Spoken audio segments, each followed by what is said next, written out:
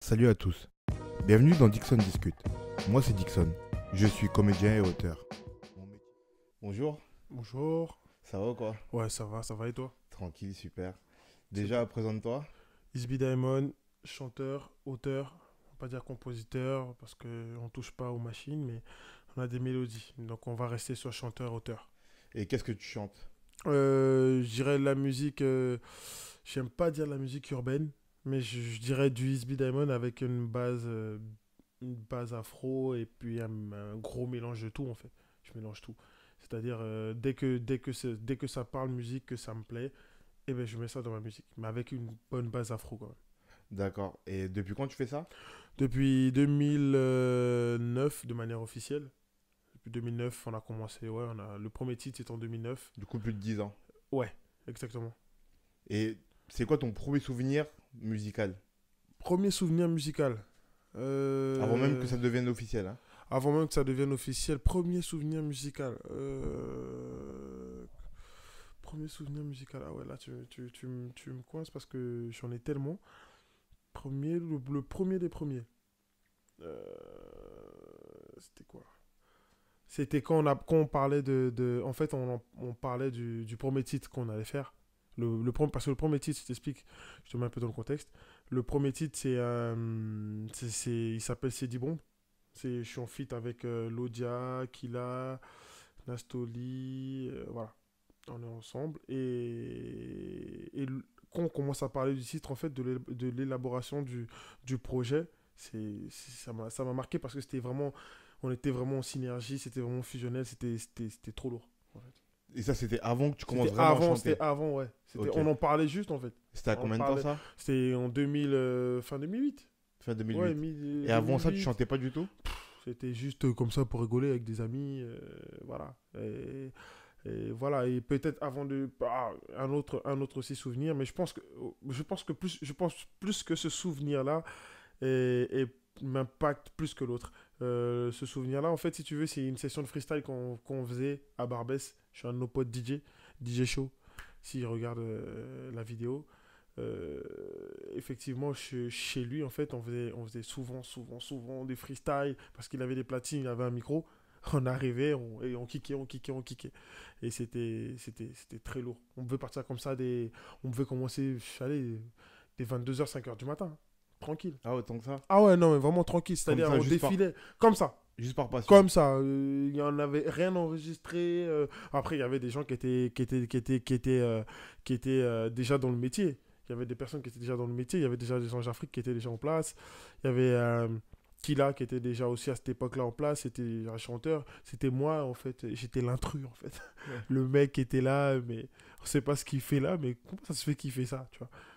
C'était bon délire. Et c'est quand que tu t'es dit que tu avais envie de chanter? Pas Après, professionnellement, hein, je te parle vraiment, tes premières envies artistiques, elles sont venues quand? envie artistique, je pense, ça a toujours été. Hein. Ouais? Ouais, ça a toujours été. Ouais, ça a toujours été parce que c'est des trucs que je faisais. En fait, si tu veux, tu fais, mais tu te dis pas, je vais faire ça pour avoir de l'argent. Tu te dis pas, je vais faire ça pour réussir. Tu te dis, je fais. Tu vois, t'es entouré d'artistes, c'est une fibre que tu as, et puis voilà.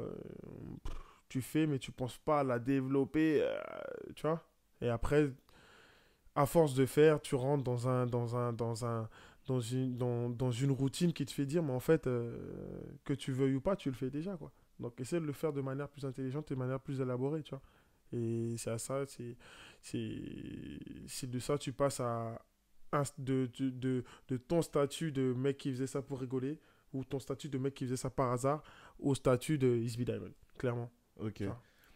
Et si t'avais pas fait ça, est-ce que tu Mhm. aurais fait un métier qui soit artistique ou créatif? Franchement, euh, créatif. Je, En fait, créatif, qu'est-ce qu'on appelle créatif? Parce qu'en fait, pour moi, tout le monde peut être créatif. T'as pas besoin de faire d'être artistique. Ouais, bien sûr, Tu vois, justement. voilà, je pense que En je tout cas, un pense métier qui t'oblige à à mettre créer. ton cerveau en marche. Oui, oui, clairement. Oui, clairement. T'avais des idées ou pas Non, déjà? j'avais pas d'idée, mais je pense que c'est sûr, je me voyais pas faire autre chose, en fait. Je me vois pas faire un truc où t'es là, t'es rempli de calculs, tu fais des trucs de manière de manière, tu vas étudier, tu te lèves, bonjour, machine, de manière automatique, tu vois. Non, non, non, non, non, j'aime toujours, déjà, j'aime pas tout ce qui est linéaire, tout ce qui ressemble aux autres, tout ce qui existe déjà, ça m'intéresse pas, en fait. T'as toujours été hors J'ai du cadre toujours, en vrai. voilà, j'ai toujours été en marge de la population. J'ai toujours voulu faire un truc qui me plaît. Par exemple, je me rappelle si une personne ou des amis mettaient à la fin des baguilles à l'époque, je me souviens, quand j'ai mis un slip la première fois, mes potes, ils m'ont regardé avec une tête. Qu'est-ce que tu fais? Tu joues à quoi? Pourquoi tu mets un slip? Mais quelques années après, mais les mêmes qui m'ont dit pourquoi tu mets un slim, voilà, tu vois. Le premier pote qui m'a vu tatouer, il m'a dit pourquoi t'es tatoué? Mais ouais, t'es un fou, t'es malade, t'es devenu un rocker. Aujourd'hui, on va le voir, il est tatoué partout. Mais vraiment, il a même une étoile là, c'est des dingueries, il a des tatouages que moi je sais pas. C'est pour dire que j'ai toujours fait ce que moi j'estime bien. Après, tu m'acceptes, c'est bien, tu m'acceptes pas. Bah, tu vois, là, tu réponds un peu à une question que je voulais te poser après. C'était, en fait, on a grandi un peu au même endroit, Mhm, du coup, on se connaît un petit peu. mhm, Et là où on a grandi, il mhm. y a beaucoup de rappeurs. Exactement. Il n'y a pas beaucoup de mecs qui chantent, même Mhm, dans le rap ou dans le mhm, R&B, mhm, mhm, dans la musique urbaine. Et toi, mhm, la musique que tu fais, c'est une musique, comme tu as dit, urbaine, mhm, mais très africaine. mhm, Du coup, quand tu fais ce choix-là, toi, de faire mhm, cette musique-là, mhm. tu es en marge. Non, exactement. Est-ce que c'est un choix vraiment déterminé Mhm. ou juste le rap, ça te parle pas, mais tu as quand même envie de faire un truc musical et... J'écoute plus de rap que de musique que je fais. Clairement, en fait. Alors pourquoi ce choix il se fait là? Parce que parce que j'ai envie, parce que j'aime bien. En fait, si tu veux, je prends la musique dans sa globalité. Et dans la musique dans sa globalité, c'est pas parce qu'aujourd'hui, par exemple, on va prendre la musique, c'est un château. T'as un château, t'as 50 chambres. C'est pas parce que t'as 50 chambres que tu vas dire, vas-y, je dors pas dans celle-là ou non. Tu peux chiller dans celle-là. Tu peux jouer à la console dans celle-là. Tu peux regarder la télé dans celle-là. Tu peux dormir dans celle-là. Tu peux poser avec tes potes dans l'autre. Tu vois ce que je veux dire? J'écoute du rap. J'écoute énormément de rap. J'écoute beaucoup de rappeurs. Je travaille avec des rappeurs. Je, à côté de ça, j'écris, je donne des top lines, je donne des mélodies. Je travaille avec des gens Alors attends, là tu vas vite, mais est-ce que tu peux te dire ce qu'est une top line? Une top line, c'est une mélodie. C'est juste un mélodiste. Voilà, tu viens, si on te dit, je sais pas, le gars il dit j'ai les paroles mais j'ai pas la mélodie. Toi tu viens, tu fais nanana nanana nanana nanana. C'est une top line. Tu fais un yaourt en fait. Un yaourt. C'est voilà, c'est aussi simple que ça. Voilà. Donc je fais ça avec des gens qui font du compas. Tu vois ce que je veux dire? Et moi-même, je suis dans une musique urbaine où c'est un mélange de Mumba Town, un peu de dancehall, un peu de reggaeton, un peu de... Tu vois ce que je veux dire? Afro, machin. Je prends la musique et tu la prends comme elle vient. Maintenant, après, c'est un sentiment. La musique, elle te déclenche quelque chose. Si elle te déclenche rien, c'est que c'est pas pour toi. Tu vois ce que je veux dire? Donc, par rapport à ta question, c'est-à-dire le fait que on soit entouré de rappeurs va pas m'influencer, moi, à faire du rap. Non, non, pas du tout. Je peux écouter leur son. Je vais dire, ah, ça c'est lourd. Ça, si tu le fais comme ça va être mieux. Tu vois ce que je veux dire? Mais dire, moi, venir rapper, je peux le faire, mais ça me parle pas, en fait. T'as déjà C'est essayé? pas pour... J'ai déjà essayé... J'ai j'ai j'ai déjà écrit un son R&B sur un beat rap. Je sais pas comment expliquer ça. Un refrain R&B sur un beat rap, bref, que j'ai proposé à un artiste. Un gros artiste d'ailleurs, et bon, on va pas divulguer le nom parce que c'est confidentialité, mais en tout cas, si, j'ai déjà pas essayé de rapper pur et dur, tu vois, mais je sais que si je veux le faire, je peux le faire, je suis entouré de rappeurs, tu vois, donc c'est pas très compliqué, tu vois, j'ai un cousin qui est producteur de rappeurs, mes meilleurs amis, c'est des rappeurs, je chill avec, le rap, il est là, que je veux ou pas, mais faire du rap, ça me parle pas des masses, tu vois. Ça me parle pas, mais vraiment pas. Et est-ce que c'était avant tout guidé par juste le ressenti que tu avais avec une autre musique que le rap, Mhm. ou est-ce que c'était aussi dans cette idée d'être en rupture avec les gens qui t'entourent et du coup de dire bah tout le monde fait du rap, moi je vais pas faire du rap Non, je me comme suis je fais. jamais dit ça, non. Je me suis jamais dit ça. J'ai pas envie de. Je me suis juste dit que j'aime bien ça, je fais ça. Tu vois. La preuve, au début, j'étais très afro. J'étais très, très afro, quand tu sais de quoi je parle. J'étais très, très, très afro quand j'ai commencé. Et d'un coup, d'un seul, j'ai voulu changer de branding. C'est pas, je me suis pas dit, tout le monde fait de l'afro ou l'afro est mort ou non, bullshit. C'est pas pour moi ça, tu vois. J'avais envie de changer en ce moment-là. J'écoutais, il y avait il y avait une autre musique qui m'appelait. Et en même temps, par rapport à la maturité que j'ai eue aujourd'hui, j'ai grandi.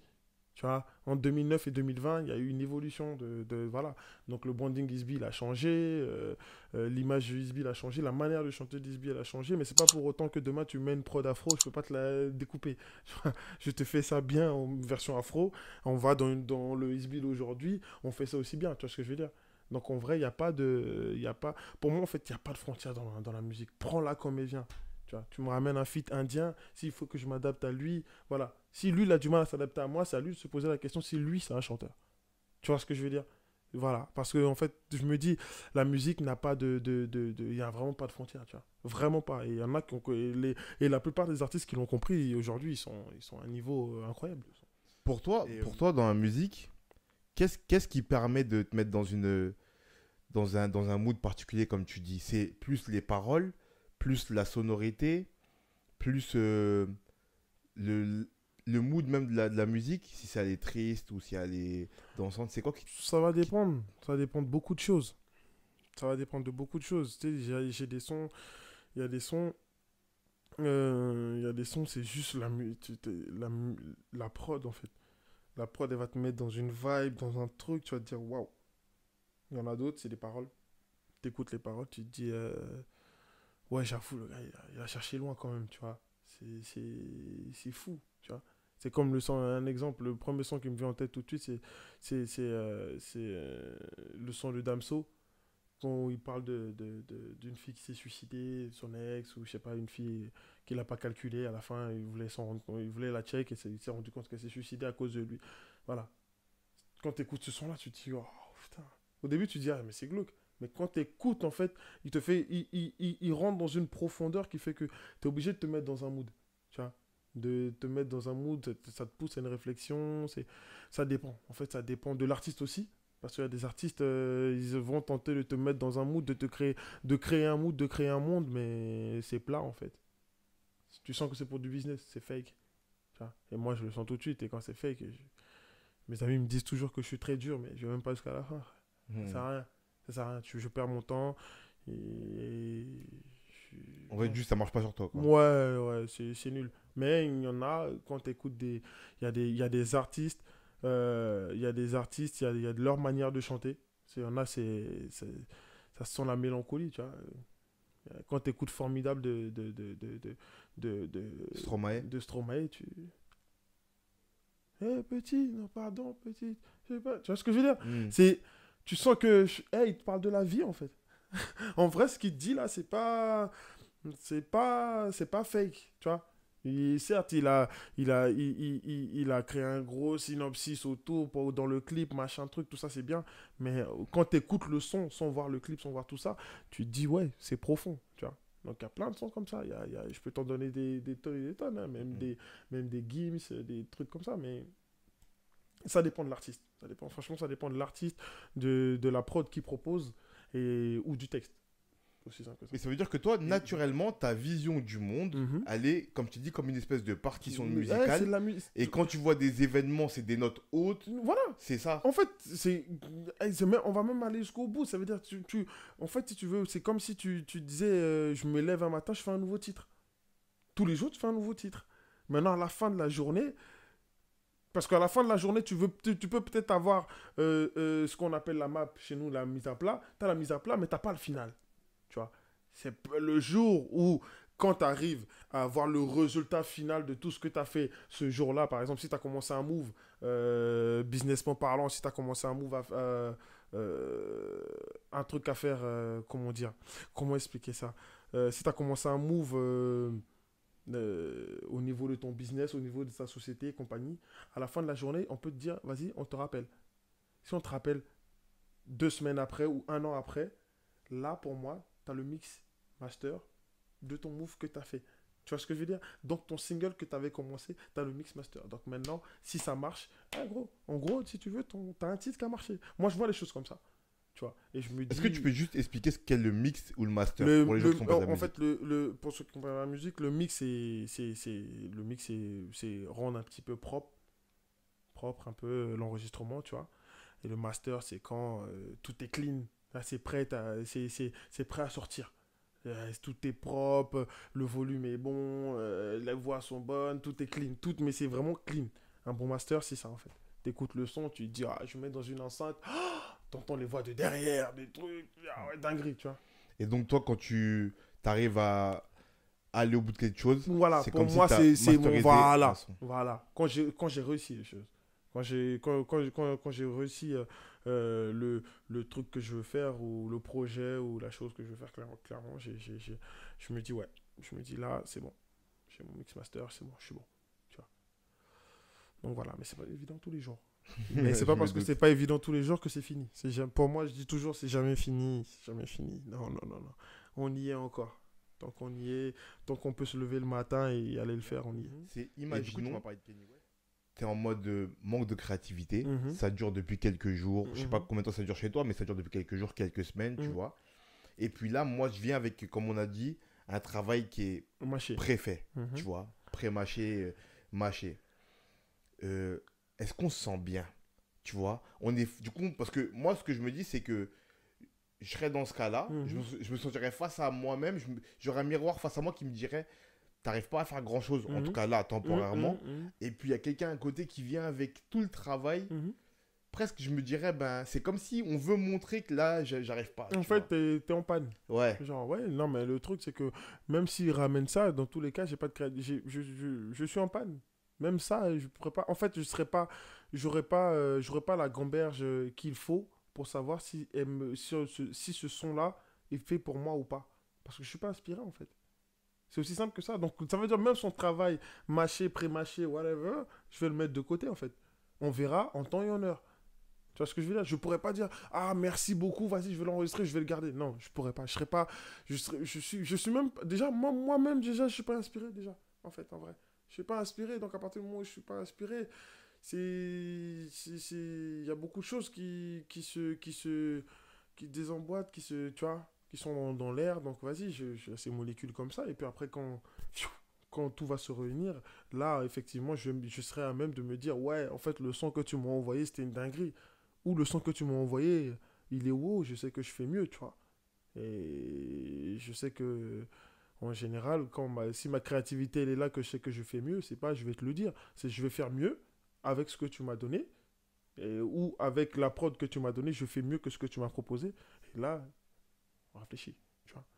Bah oui, c'est parce que d'accord. dans tous les cas, je suis pas inspiré, donc ça sert à rien en fait de forcer. Et est-ce que on est plus dur avec soi Mhm. quand on a à travailler sur un truc qui est déjà mâché, comme on vient de le dire là, Mhm. se dire apporter une toute petite part de créativité, en tout cas le manque, ce qui reste de Mhm. créativité, on vient l'apporter. Est-ce qu'on est plus dur à ce moment-là ou est-ce qu'on est plus dur quand on crée un truc de A à Z? Je Avec suis dur soi-même, avec je moi veux tout le dire. temps, moi. Ouais. Ouais, tout le temps. Tout le temps, tout le temps. En plus, j'ai de la chance d'avoir des amis qui me mentent pas. Ouais, tu vois, j'ai de la chance d'avoir des amis qui me mentent pas. Ça, c'est pour moi, c'est une bénédiction de fou, tu vois. J'ai de la chance d'avoir des amis qui me mentent pas et qui me. Je sais que, tu sais, si le son il est bien, ils vont me dire il est bien. S'il est bof, ils vont me dire il est bof. Tu vois. J'ai des amis qui mentent pas, j'ai un associé qui me ment pas, j'ai des gens avec qui je travaille, Dieu merci, qui sont dans le réel, tu vois.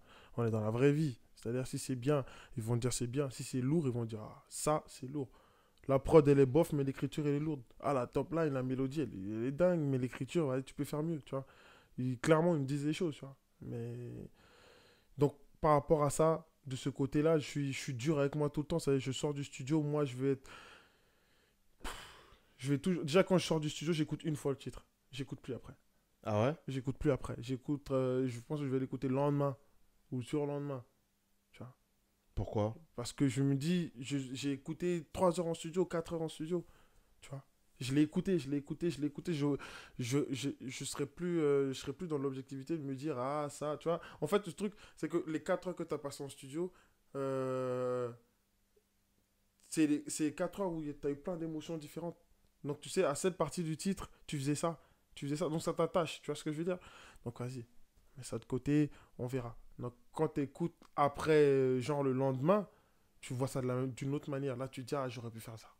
ah mince, j'aurais pu faire ça, j'aurais pu faire mieux là, j'aurais pu faire mieux là. Ou même quand je sors, j'envoie directement, et en tout cas à deux, trois personnes, et eux ils me disent, ouais, non, là, ouais, bof, bof, bof. Bon, après, eux aussi se trompent, hein, des fois, hein, tu vois. Eux aussi, des fois, ils peuvent se dire, ouais, le son, il est nul.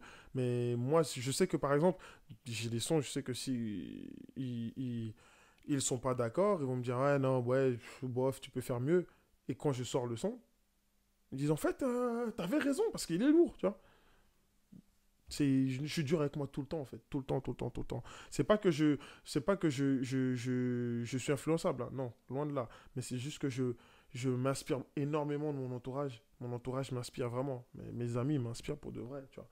Donc, je m'inspire beaucoup d'eux. Je prends beaucoup ce qu'ils disent. Même si je peux leur donner tort sur des trucs. Mais c'est pas parce que je t'ai donné tort que je vais pas garder ce que tu m'as dit. Ce que tu m'as dit, j'ai compris. J'ai garde. Voilà.